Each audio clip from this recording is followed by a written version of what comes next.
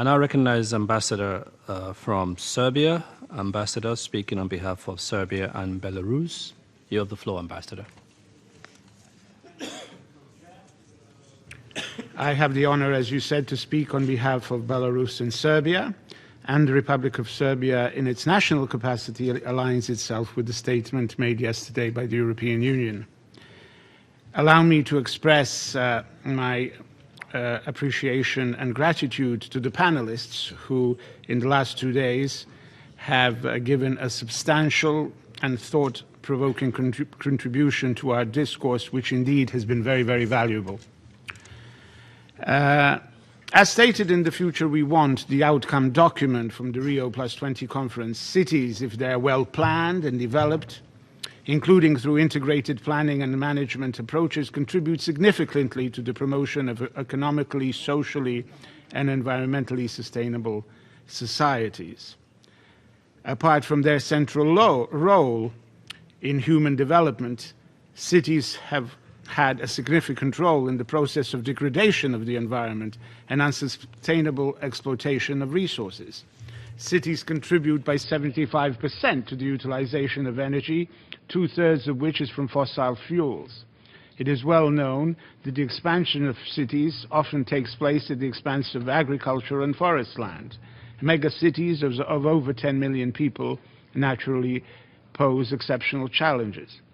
According to UN statistics, it is forecast that by 2025, 60% of the global population will live in cities, and that by 2050, cities will account for more than 80% of the global populations. Cities utilize 70% of all energy and transmit 80% of harmful greenhouse gases. It is evident that the success in combating climate change to a great extent depends on the sustainability of cities. The participation of city dwellers in consumption of natural resources is in disproportion to the space and area that they cover. The main problems arise from mismanagement of waste and often irresponsible consumption of water. The lack of clear and strict regulation on consumption of water is a concern of many cities. The necessity of undertaking measures to reduce the inefficient and costly utilization of energy is also a key priority. Sustainability is quantified not only by environmental indicators, but social and economic measures. Such criteria come to the fore in the most striking manner in terms of the global economic crisis, when innovative forms of financing sustainable development should be explored. The sustainable development of cities requires comprehensive programs that have to be adopted at country-wide and local level. The challenge of this program is to promote and test all forms of economic development in a manner that is not detrimental to the environment and is consistent with sustainable and responsible patterns of consumption and production. Many cities in Serbia have undertaken measures to fulfill the recommendations put forward by Agenda 21.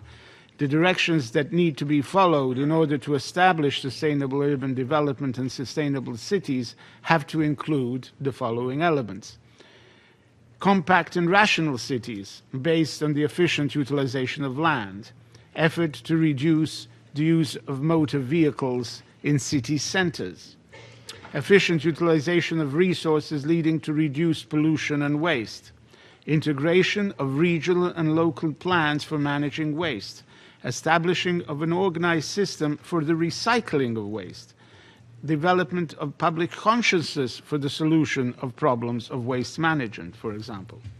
Particular emphasis must also be placed on energy efficiency in housing, where regulations and the energy efficiency of buildings have to be refined and developed. Introduction of energy efficiency certificates or passports for building is a viable option.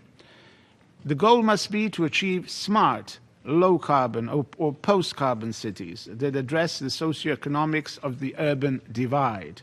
For that goal to be achieved, access to state-of-the-art low-carbon technologies is key, which raises the question of mobilization of public and private, as well as innovative financial resources.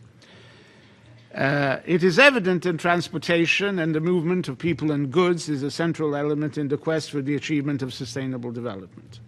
Efficient and effective transportation, which does not contribute to the degradation of the environment, is a key element of economic growth and cannot be ignored in the debate on the formulation of SDGs.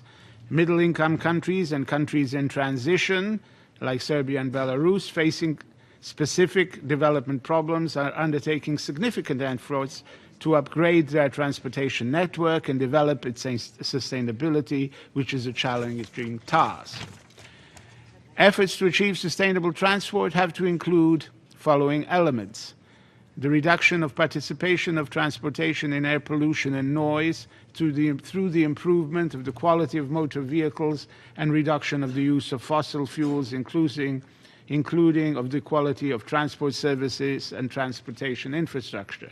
Development of multimodal transport systems, and notably public mass transportation systems. A greater reliance on rail and river transport. In Serbia, the Danube, one of the biggest rivers in Europe, passes through the country, and we witness that that the transport potential of that river is not fulfilled. Development of specific systems of transport adopted to the needs of final user. International cooperation and support to developing countries, as well as countries in transition, is essential. The role of national financial institutions, as well as regional financial bodies, as well as international financial institutions, in developing transport networks, whether they be road, railway, or river, is of the utmost importance. In that framework, again, innovative forms of financing have to be explored, as well as the blending of private and public sources. Thank you, and to all Christian Orthodox, I congratulate and wish a very Merry Christmas. Thank you, and Merry Christmas indeed.